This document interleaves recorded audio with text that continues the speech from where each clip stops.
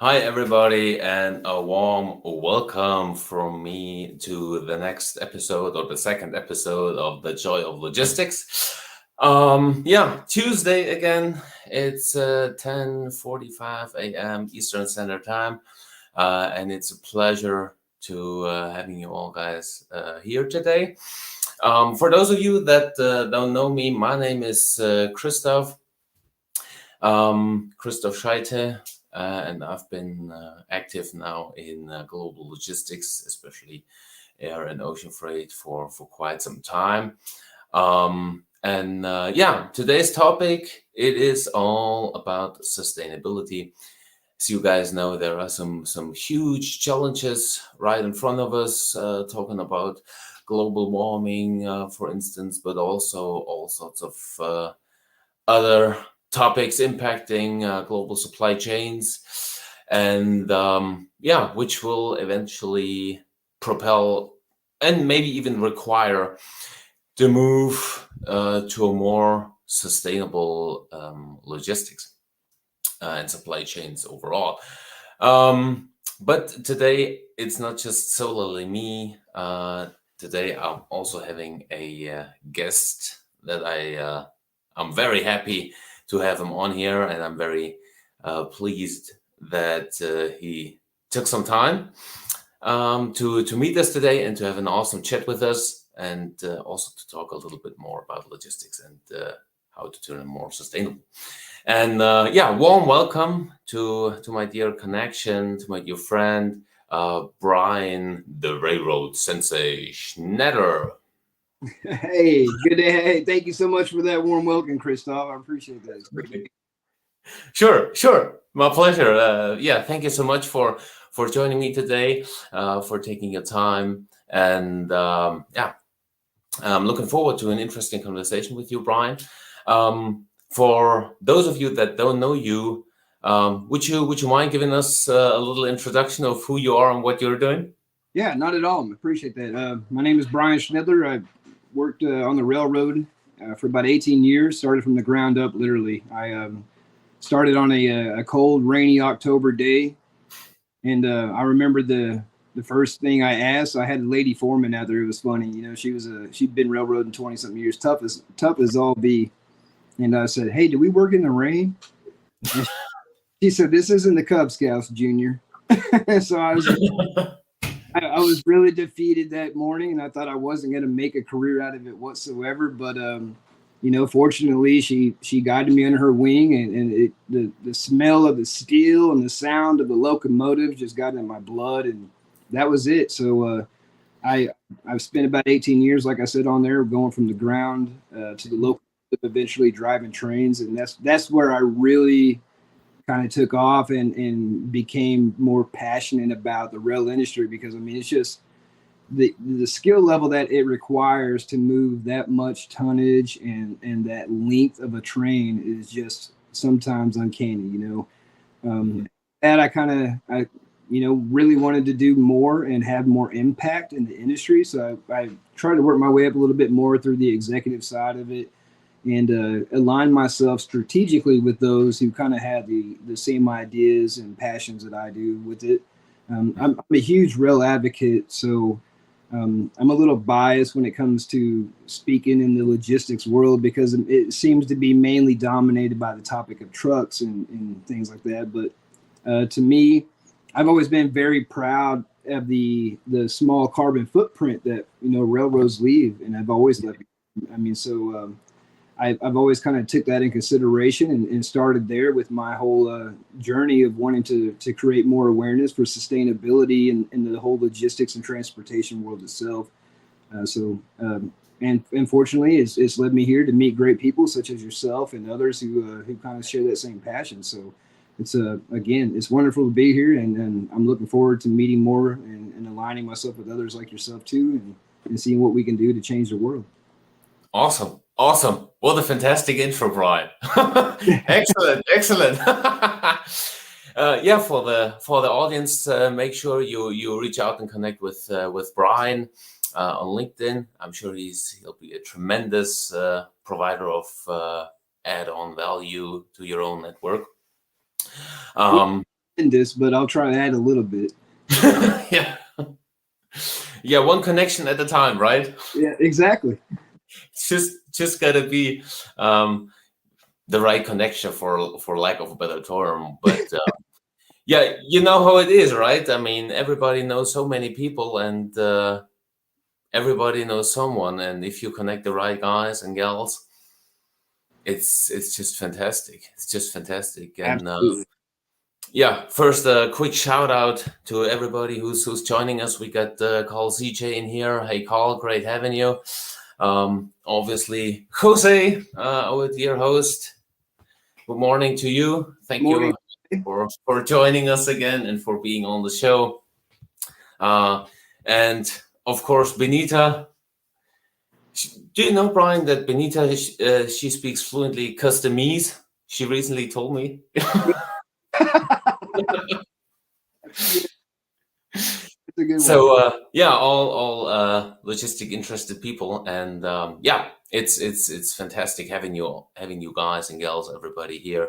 It's fantastic, and today we have a very interesting and important topic, as I already alluded to. Yeah, so sustainability, especially when it comes down in logistics. And yeah, Brian, you mentioned it in your introduction, especially speaking for the US, but probably also Mexico and Canada. A lot of domestic logistics is still dominated by trucking, right? And I think, I don't know, maybe it's because Europe is a little bit smaller, but here things like barges and train connection, they became more popular, and you see more and more connections developing, not just for containers, but also for bulk freight and all of that.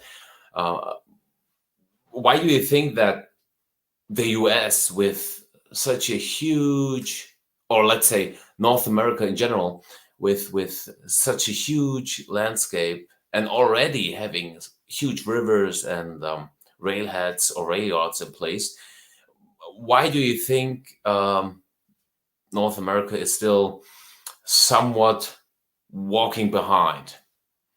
That's a great question, Christoph. I might lose a couple of friends over this one if I hear it wholeheartedly. However, I think it's something that's, it's the effect that has caused many to stay in this commercialized mindset, consumerism, basically.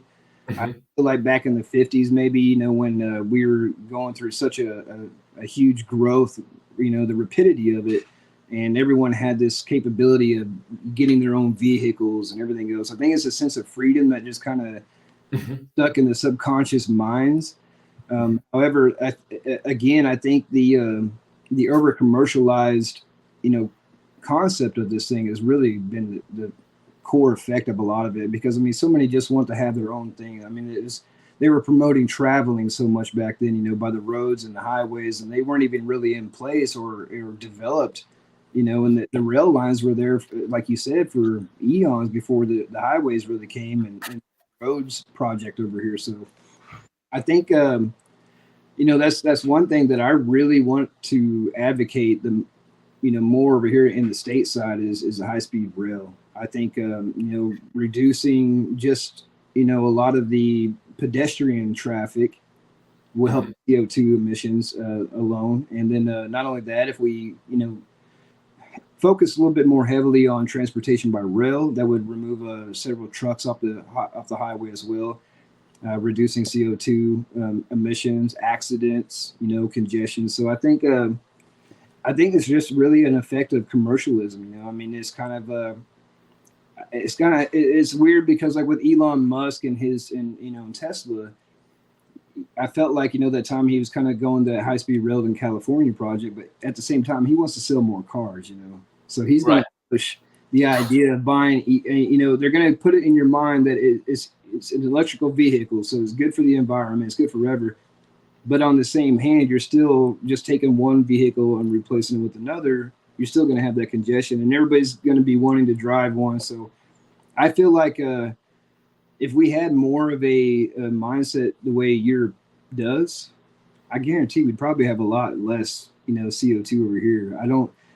It's something that I'm trying to get into, Christoph. I really want to push that more over the next decade or two, if I can. If I got that long left in me, of course. Oh, I'm sure you do, Brian. I'm sure you do. And yeah, thank you so much for your answer. I appreciate that. And obviously, if I or my network, the whole Planet Logistics family, so to speak, the whole Joy of Logistics audience, if we are able to assist and to support you on that mission, that'll be great. Because based on what you just outlined, is you're in it for the long run, which I guess most of us are, right? Because we'll be also longer around, right? I don't think we realize what we get into when we first get into logistics, and then it just kind of gets in our blood, and we're stuck with it. So, Yep. That actually describes my journey of logistics pretty well. In the beginning, I thought, oh yeah, connecting continents, and getting a feeling of what's moving around and how to make an impact. And these days, especially with all the turmoil going on, with global shipping, whether it's air freight or ocean freight, with all lockdowns, flooding, strikes all over the place. All of a sudden, I realized, hey, my clients out there, no matter how big or how small they might be, all of a sudden they rely on me, and I really gotta dig in. And actually, it's really fun. And I know Benita will be jumping on me for that, because she still doesn't believe it. But to me, it's fun, mapping out new concepts and thinking outside the box. And I think that's what logistics these days partly is, And I think there is a huge, how can I put this, trend, or maybe even craving from the market to not really reinvent the wheel, but to come up with new ideas, Yeah. the problems and the challenges that we have, to come up with new solutions.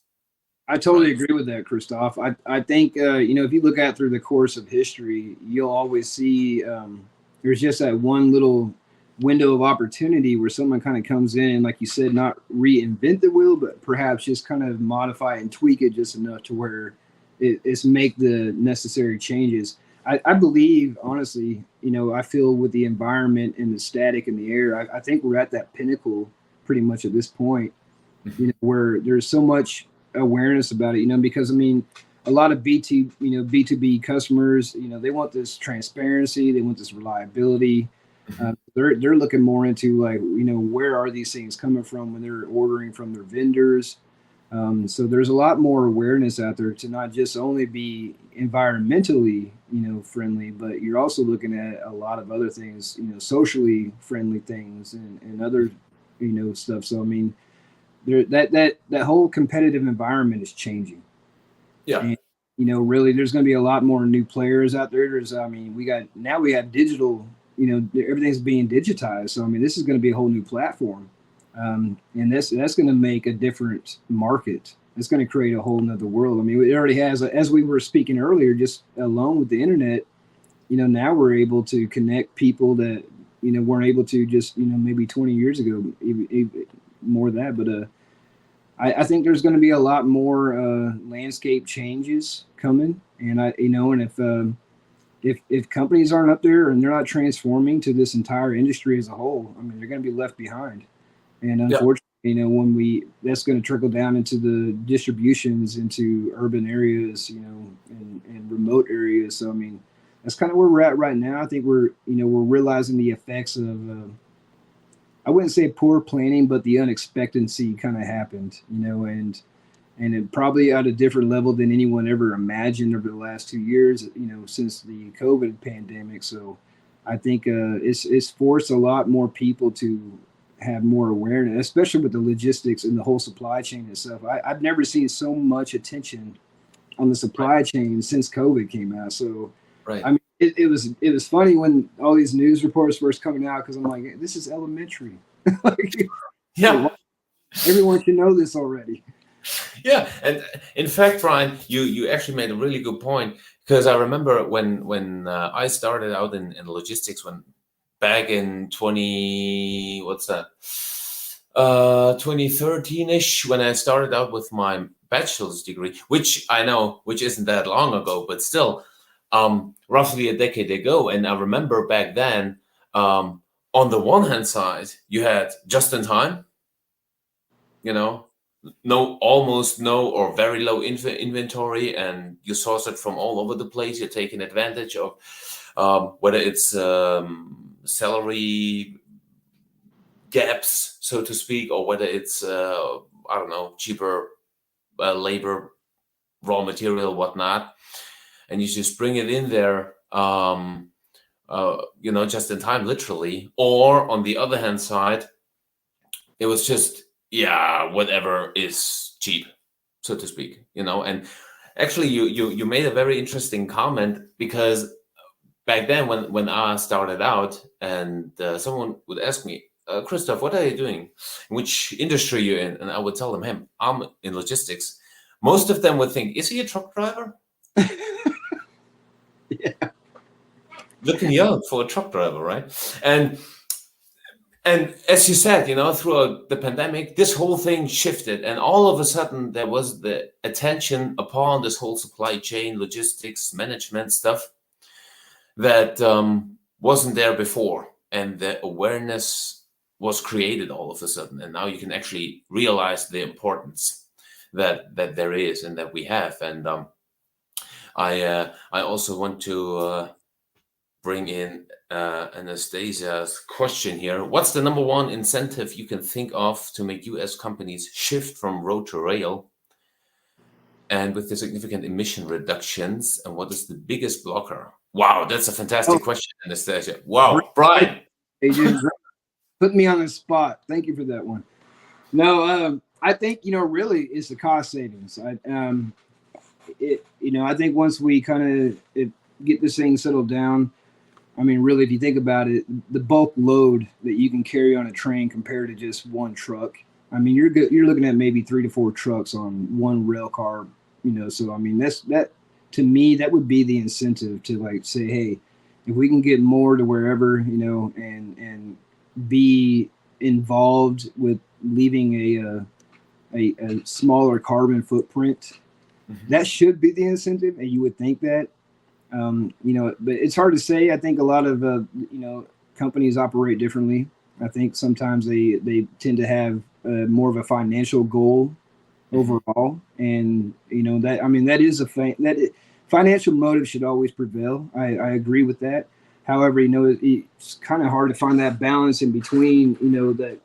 That balanced growth between the financial responsibility, the environmental responsibility, or like even the health of the world. So I think really it comes down to the core values and the visions of a company to really make its own incentive on that. But I mean, alone, again, cost savings is always there. It's always cheaper by rail, and plus you get more. So you can't deny that. Oh yeah, absolutely.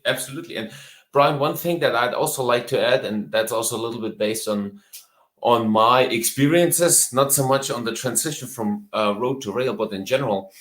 Oftentimes when you're talking to people that are doing the job for, I don't know, 30, 40 plus years, they're just used to doing it the way they're doing, And I'm not saying that this is good or bad. That's right. Absolutely not the point here, but they become so accustomed to this way or to this procedure that they're gonna say, oh yeah, you know what, I've did it like that for the last X years. It always worked out pretty fine. So why should I change? And I guess also depending on the industry that you're working in, maybe you have to build some tracks, from the nearest train station down into your warehouse or production facility, right?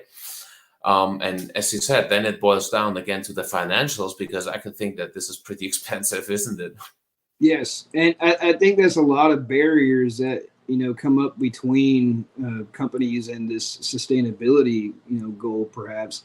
I mean, just even on an individual base, I think too many people get overwhelmed and think they have to make a sudden change in their lifestyle. They have to dish out so much more money. to kind of get involved with this. But I mean, it's really not. I think it just boils down to responsibility to begin with. Hmm.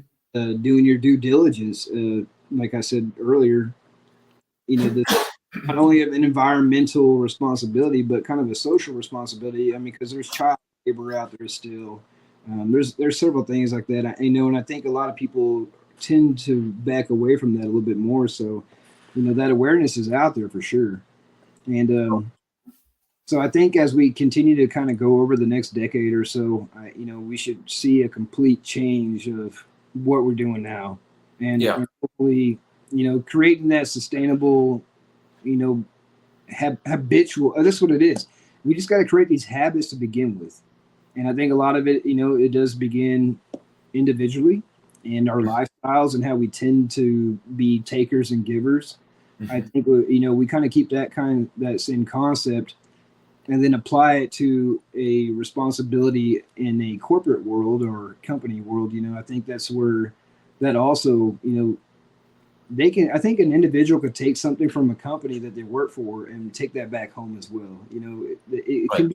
can be a positive influence. I think, once we kind of get there, things should be different.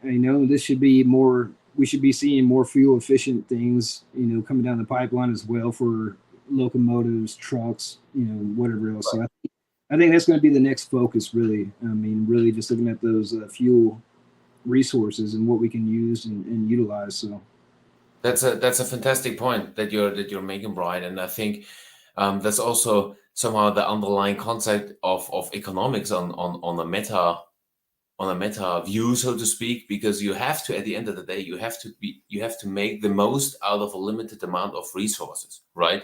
Whether that's labor, whether that's fuel, whether that's road, rail, blah blah blah blah blah, you name it. You gotta make sure you make the most out of it. And I just want to circle back on Jose's question. yeah, Besides CO2, what else should companies measure and focus to be supply chain? Yes, indeed.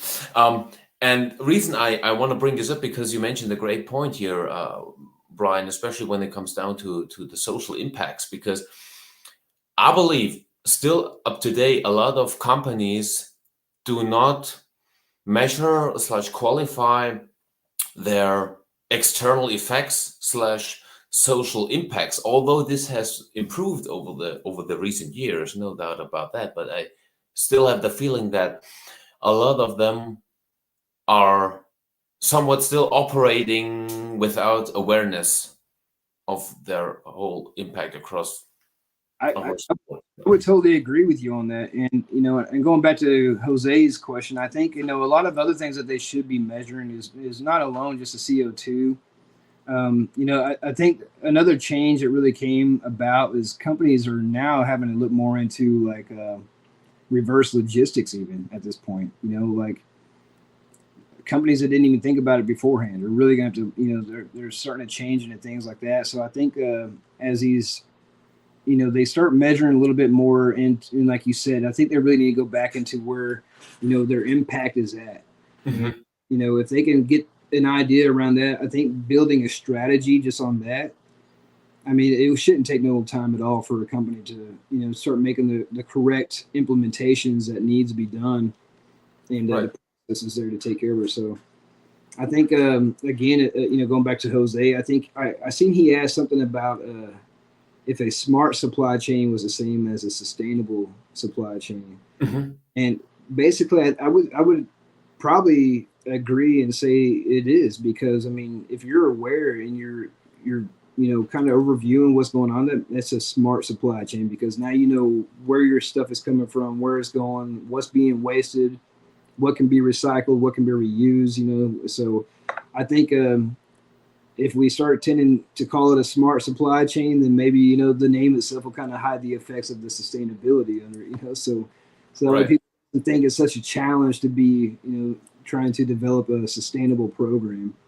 But Mhm. again, the idea is just to make sure that we have enough resources left over for our future. Because Yeah. tomorrow is always a result of what we do today. And I think if we we don't have no more time, like we're past the expiration date, so we got a lot of work to do for sure. Right. That's a fantastic point that you're making, Brian. Absolutely. And I think that's also an interesting trend, because as I said a couple of years ago, most companies were trying to, minimize all sorts of labor charges and whatnot, and outsource the manufacturing and procurement, whether it was to China, to Taiwan, to you name it. And now all of a sudden, because also the dependency or the unhealthy dependency of economics, and I'm not just talking about the US, but the same holds true also for the European on a large scale, has been exposed for the first time ever. And now all of a sudden you read way more about nearshoring or resourcing of the operations, whatever that might mean, whether that's speaking actually for the whole A to Z manufacturing process or maybe just a few steps, who knows? But at least there is a lot going on. And I think this will also help to shape the future economic and logistics and supply chains future, I guess, right? Yeah, I totally agree with that statement. And that's one other thing too. And you make a really great point on that.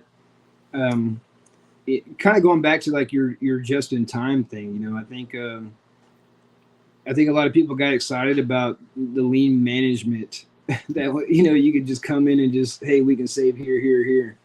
And as you said, now that things have been exposed in a different light, like we're looking at this sunlight onto something here where it's disinfecting the right. open. So I think as again, I think if, the innovation and things that are kind of coming out that I'm seeing, especially with the digitalizations of everything, I think that we I have a lot of hope, and I'm excited to see what the next steps will be in this environment, and I'm excited to see the future of logistics all as a whole. So I think once we kind of get in a drum beat going, and we pull everything together and come together as one on this whole thing. I mean, we should knock this out and just change the world. I believe it. I really do. I wholeheartedly believe that. Right. I'm with you. I mean, as you said, we are past the due date, so to speak. And we really got to step up the whole game, and not just trying around, but really getting shit done. And CJ just said it pretty well, and he brings it on point that the underlying infrastructure is key. And this is, dear audience, as you probably all have noticed, this has been also a major point throughout the past 2 years, more or less. I mean, just think about the whole container traffic jam at the port of Los Angeles, but even down Savannah, Charleston, now New York, even over here in Europe, we have like 30 vessels queuing up, right? Where you can just see that the infrastructure has been heavily neglected over the past decades. And that's actually the bill that we are going to pay right now, at the end of the day. And it's great to see Germany finally get that settled out. I mean, like that was, oh man. I was like, oh boy, here we go. It just spins. I mean, it was a great comment by CJ too. I really, agree with his statement as well on that one too.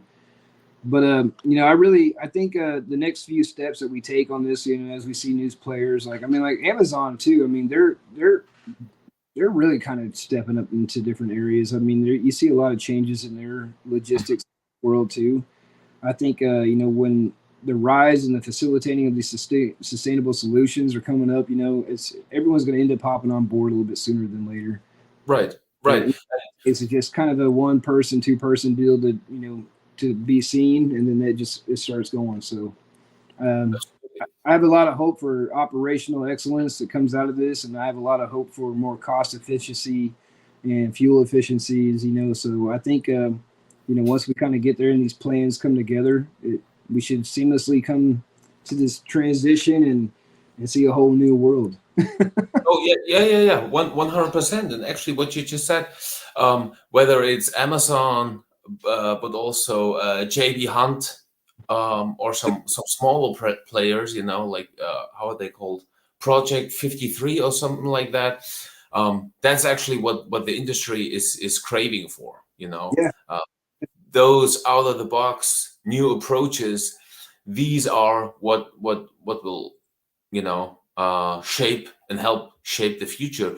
But other than that, I mean, you made also a great point with regards to how should I say, like technical advancement, so to speak, and that's something I want to share. Like this, I hope this works. Yeah, we even see things like that, developments like this, zero emission engines, because I doubt that if we are more or less stepping back from what we are and more or less going back to the medievals, meaning don't drive any cars, don't go, on vacation or whatnot. It just won't work at the end of the day. Even the logistics and our daily needs, whether it's food, clothing, whatnot, will suffer. Hence, things like this is it's just awesome. It's just It is. awesome to see things like that. Yeah, I was watching a show yesterday. I forgot the name of it. I think Design or something by Design. I can't remember, but they were talking about this company that it was a construction company that built residential homes, Mhm. and what they had done, they went back and started mapping out their impact that they made on the environment, and to make these concrete blocks, the CO2 emissions on that, just it's tremendous. Mhm. So what they did was they created a concept. I think it was called aircrete, and I think it's about maybe 80% waste these blocks are made out of, and three times as light as a typical cement block, and Wow. it's just made up of fly ash. So it's just the waste from coal, and Oh wow. so things like that. There's some steps like that many companies can look into just to maybe reuse and recycle into their product, and I mean, so and think about the speed of a build. If you got a block that's three times as light, I mean, you're not going to be struggling to set that thing over there as quick as you can, just slapping mud on So it was interesting to see that. Mhm. There's, like I said, I was on a podcast a couple of weeks ago, the Sustainiacs with Michael Vincent, and there was a lady that he had interviewed, and like she made these hangers out of, I mean, just complete recycled, and if they Mhm. break, they'll send you more or whatever. I mean, so things like that. There's small things that you can do on an individual level like that, like purchasing hangers that are recyclable, or you can on the corporate level, you can look more into like your impact on what you're doing as a whole, and what Mhm. changes can be made that would be environmentally friendly. So it's not difficult, and it's not as technical as it sounds. If I can figure it out, anybody can. I'll tell you that much. Right. Yeah, but I think you actually made a very good point here, Brian, that it's not rocket science. And that's one of the things that I have to think and smile about also oftentimes. I mean, we figure out how to commercially fly into space and think about populating Mars or different planets, whatnot. But there are still a lot of puzzles or questions down here that we still have no clue about. Yeah, I kind of made a comment about a month or two back about something like that. I said, for the billionaires who are racing to go to space and just float around like a turd, I mean, let them have it. There's more opportunities for me down here to figure out, and to help other people and change a billion lives this way, and instead of figuring out how to get people to space. I think our job and our duty is here. We were granted stewardship over this wonderful Earth of ours, Hmm. and fortunately, we were highly irresponsible with it over many decades and eons. So I think now's the time to really do that and pull together. Like I keep drumming that message, because our future really depends on it, and it's the children, our grandchildren, their grandchildren. So I mean, if Yeah. you think about in perspective of it all, like how long the Earth has been here before us, and how long hopefully it will remain after us. So there's a lot of time left. So we got a lot of work to do, and we got a lot of promises to keep. Absolutely. And I think, we have so many brilliant brains walking on this beautiful planet. And That's also why I, wanna touch base with CJ's comment in here. And it's, to me, not just the cyber security, but even the digital data themselves. There is so many data around, which I believe hides so many potential paths or potential solutions that we could still work with, and make everything more efficient. So that's indeed a fantastic point here, CJ. This will make the whole supply chain way more easier if these things work more hand in hand and are more digitized, and obviously also secure, because there's obviously a high threat, or high risk for Oh yeah. damage.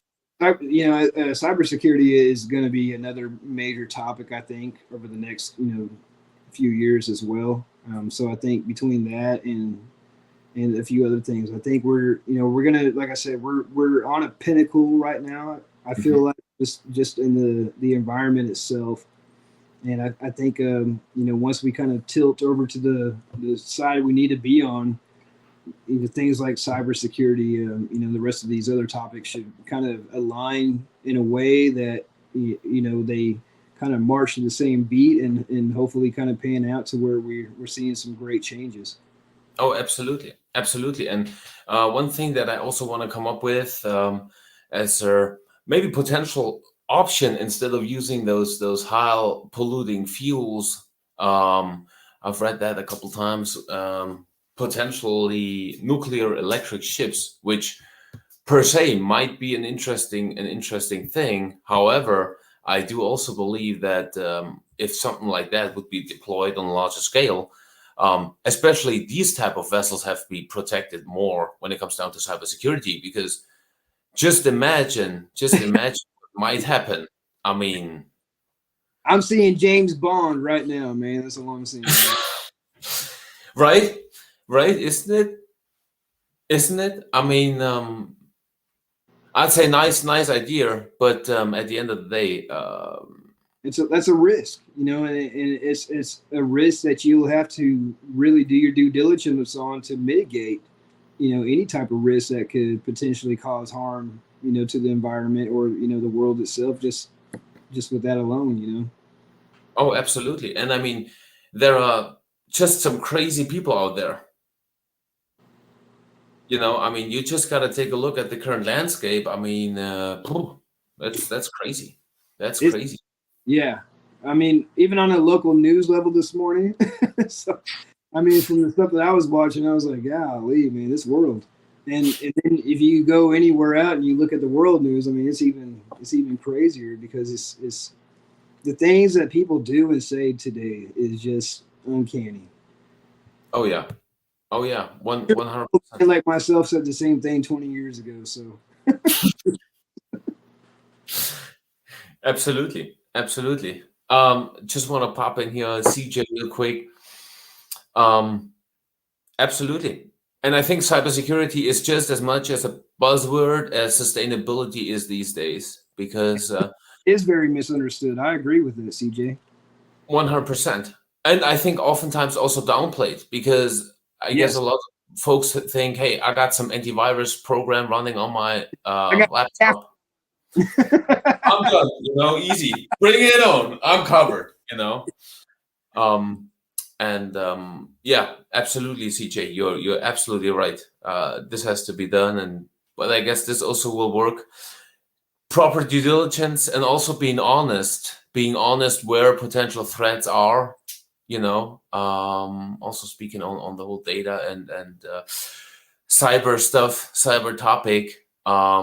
And without admitting that first, I believe it will stay a buzzword. That's unfortunately how it is, right?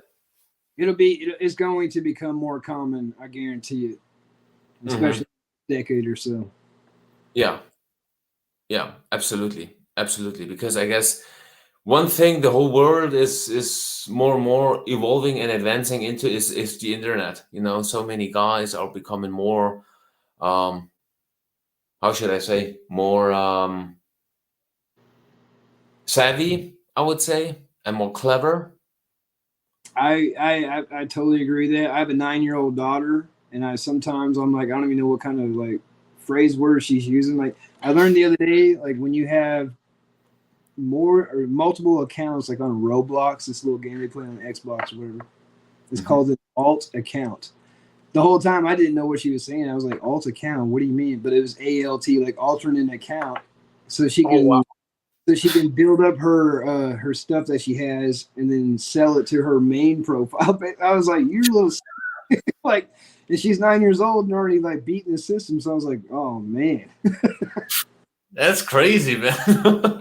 art. Absolutely. I mean, one thing that I also really want to come up or want to share with the audience real quick. Wait, let me pull this up here. And I think that's something that what I specifically wanted to ask you. Where here, this one. Wait, that's something that I found pretty interesting. Um, Hydrogen as a Oh yeah, potential fuel for rail in North America. What you thinking about that? man. When I first kind of looked into this, I wasn't. I guess I wasn't informed enough. I will say that much. I didn't. I wasn't really advocating that much of it, because I didn't really see how it would make how would that make a market, really. But I know there's only been a couple of pilot programs just like this one here. I think CP was one of them, and there was another railroad out in California called Sierra Northern might be the other one kind of doing a pilot project for it. But Mhm. over this last year, fortunately, I've been involved with some projects, to see this coming into the market a little bit more. Mhm. And what's interesting is I like to do a lot of recycled plastics in just logistics on the trucking side, especially. Mhm. Had led me to meet an individual who kind of told me, they had this concept where you could take this end of life plastic and turn it into a hydrogen fuel, and I was like, that's interesting. Mhm. Because Mhm. if you can do that and kind of have a sub power plant of some kind that produces this, I mean, if you could do that, I mean, immediately I was thinking you could do this with communities, you could do this with Mhm. cities, whatever. I was like, that would be amazing. And then a little bit further down, I would say a couple of months ago, we came across another client that had they're modifying things for locomotives to where it's not, it doesn't have to consume the hydrogen fuel right away, but Mhm. it's there to allow to make that process to do it once the market or whatever is available. And so now I'm really more into this hydrogen fuel more than ever, because the neat thing about it is the biofuels that you can use on these modifications. I mean, heck, you could use solid waste, medical waste. There's so much options out there that you can, create this biofuel out of it. And I know there is a fuel out there or something like that. They had more of a combustion, Mhm. okay. So I think a lot of people when they went to like the LNG, they realized it didn't have that umph that most diesel would have. And this, so from just seeing what I've seen, I think there's going to be a lot more options out there as far as fuel goes. And I Mhm. really believe hydrogen will probably be one of the major players, to be honest with you, just from the the cost that it takes to kind of produce and make. And I think as we continue to modify more, I mean, Mhm. because the thing about electrical vehicles, they're great and all, but what produces electricity? What does it take to produce electricity? First of all, you know. So Yep. how? And I think today I saw on LinkedIn someone took they had a Chevy Spark or something to change out a battery.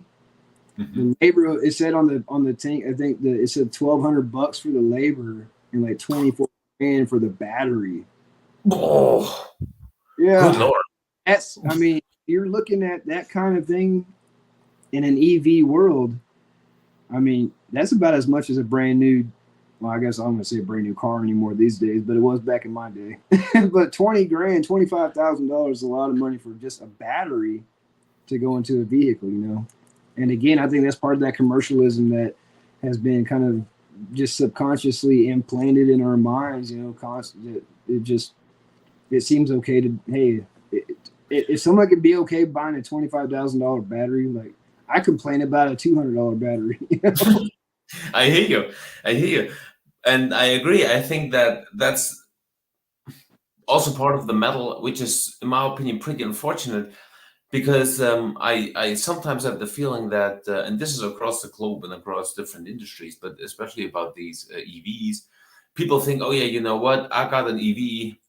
I do the best for the environment that I can. Okay, but as you said, where is the electricity coming from?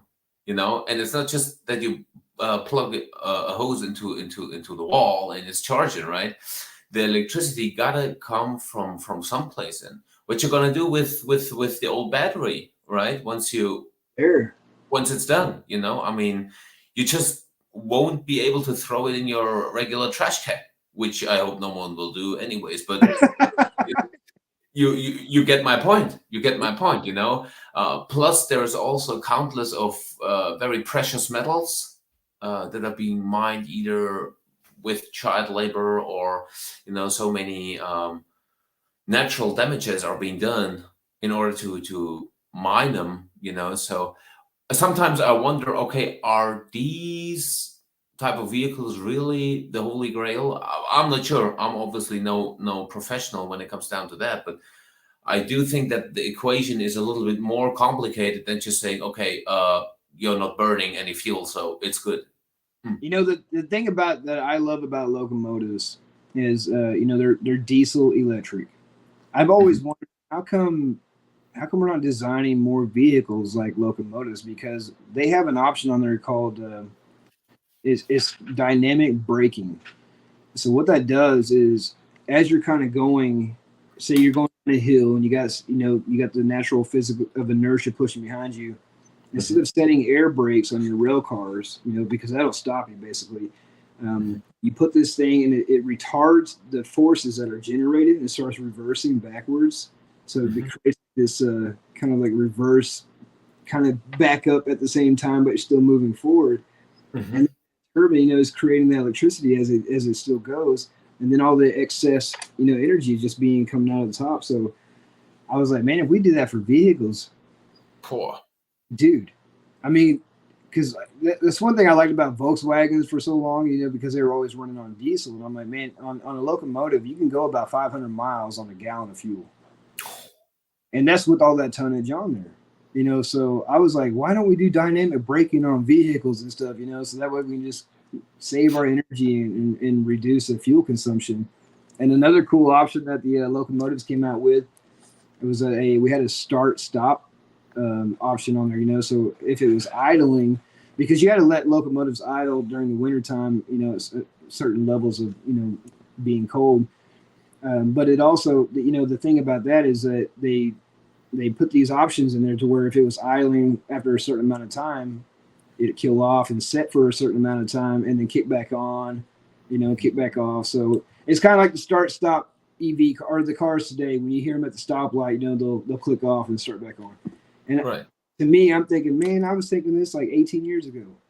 Like they should have done this already. But I mean, there's a lot of things out there that, you know, that's why I've always been a proponent for rail, because things like that have always, I think, contributed more to the environment than most would be aware of. I mean, even the rail companies and the rail industry, I don't think they realize how, you know, how clean they were kind of being in this process of it. So it's great to be a part of something like that.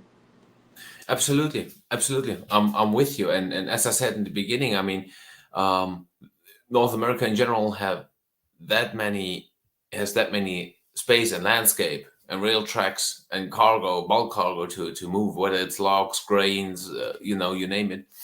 Um, that's just fantastic. And why not take advantage of it? You know, because it is there. It is there. You know, and that's the Absolutely. great thing about it. And Jose actually brought up a great question, which I wanted to ask. Anyways, in your opinion, Brian, and I would put the new in parentheses, but um, what action would you suggest to take to make the supply chain more sustainable? Well, I think it kind of comes down to the impact valuation of it, So I mean, like the foundation of any goal-oriented sustainability strategy is, you got to make sure it's consistent, and you got to have that reliable reporting. So I mean, like you got to have anything that's including on factors essential to the performance or production. So I mean, I think if really it starts with your vision. I think it's going to start with your vision as a company. It's going to start with your what your morals would be too as a company. So I mean, if what are your values? What do you value? Are you going is it something that you want your company to reflect or not? So depending on what type of company you're in, I would go back and wholeheartedly give it due diligence on what are you doing, where are you involved, and what impact it has on a social, whether environment or whatever kind of impact, and then kind of adjust from there, and be honest. I mean, that's the main thing. Just be honest with the what because numbers don't lie, and so just take that initiative. Be responsible first of all, and I think that's where it starts. Just having that initiative and being responsible. Fantastic point. Absolutely agree. As we already were speaking about through the beginning of the conversation here, Brian. Being aware. That's definitely making fantastic points here. Would you think that given all these initiatives, and when a company, whatever they might be manufacturing and wherever they might do, if they take into consideration also external effects and social impacts and all that, would you think that maybe consumer prices, or no, the prices for the consumer would also have to rise therefore in the future to mitigate these financial burdens? Because obviously implementing new types or inventing new types of fuel, switching more to rail, etc., infrastructure, this all costs tremendous amounts of money, right? You make a good point, and I think again that's part of the I think that's what happens when people get sedated at that point, because now they're looking at it like, oh my God, this is going to cost so much money to even perhaps do this or that. But if you're more of a long-term visionary, you'll see that the cost savings would be there for you as a company, first of all. And I believe if again, having transparency and honesty, I mean, like these things would knock out a lot more of a price reduction as far as transportation or handling, shipping. So naturally, when you're looking at it from that perspective, those things should trickle down into the consumer. Right. And so again, I think if just transparency from a company side and saying, hey, this is what it takes to manufacture product A, B, C, and this is what it does, then for sure, absolutely. But again, I think even on an individual level, like we mentioned it earlier, when people come to a sustainable approach, they're going to see that cost at first and be like, oh my God. But again, I mean, you got so many people jumping on the bandwagon with the electrical vehicles that we talked about, but are you aware of the cost of the battery if it needs replaced? So, if I think if you just kind of come in and realize like this isn't going to be something that's going to be a return right away, but in the long run, it's going to be more rewarding than ever. And I mean, and like I said, it's for our generations, our future. So if we can think of anything, at least we're knowing we're doing something good and we're leaving something behind, and hopefully leave it in a better, state than we found it. So absolutely. I mean, just on what you said, Brian, would you agree that I mean the economy would maybe have to rethink their approaches in terms of maybe stepping away from the or solely from the shareholder value as the number one criteria, meaning that a company will be judged upon being good or not that good based on their earnings, maybe.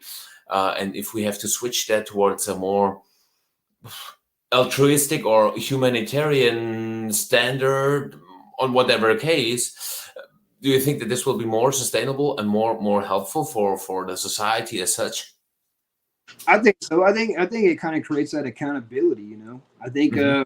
I think when you're exposed in that area, I mean, you're gonna have to be accountable for it. So I think what you said earlier about, you know, a company won't be judged will be judged less more on a financial performance, and you know it'll come into more of a you know, what are they doing performance. You know, like where are they buying their stuff from. You know, like who, you know. So I think that landscape is coming sooner than later as well, and I Mhm. think really probably what's going to, you know, really hold that accountability to a majority amount of manufacturers and shippers especially. So I Mhm. mean, we'll probably be seeing a lot more of that happening too.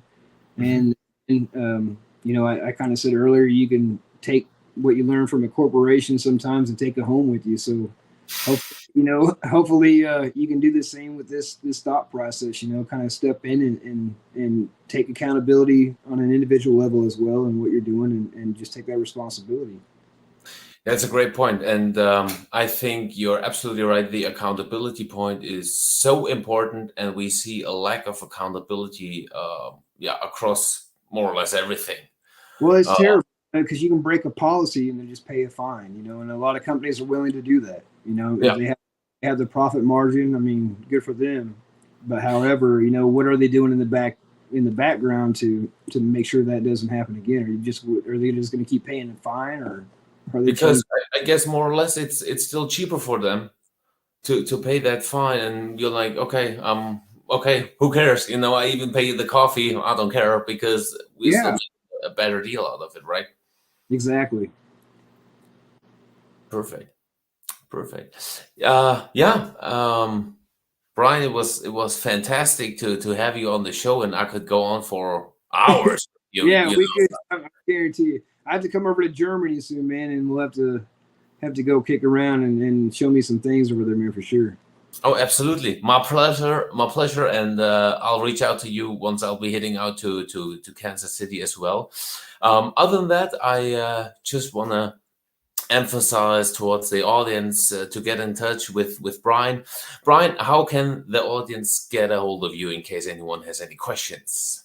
Well, my email is brian at triviumsolutionsgroup.com. However, you can come find me here on LinkedIn, just like always. This is kind of my home. This is my platform. It's where I love to network and meet wonderful people like you and others. So feel free to reach out, send me a message, whatever you got to do. I'm always open and willing to help anybody that I can and listen to any new ideas. So Excellent, excellent, Brian. I'm making sure that we are going to have another episode soon where we go a bit more into detail. And once again, thank you so much. It was fantastic having you on today, and I hope the audience enjoyed it as much as I did. It was my pleasure. And yeah, other than that, I'm wishing everybody a fantastic day. And thank you so much for joining our discussion today. And yeah, have an amazing day, everybody. thanks, everyone. Have a great day.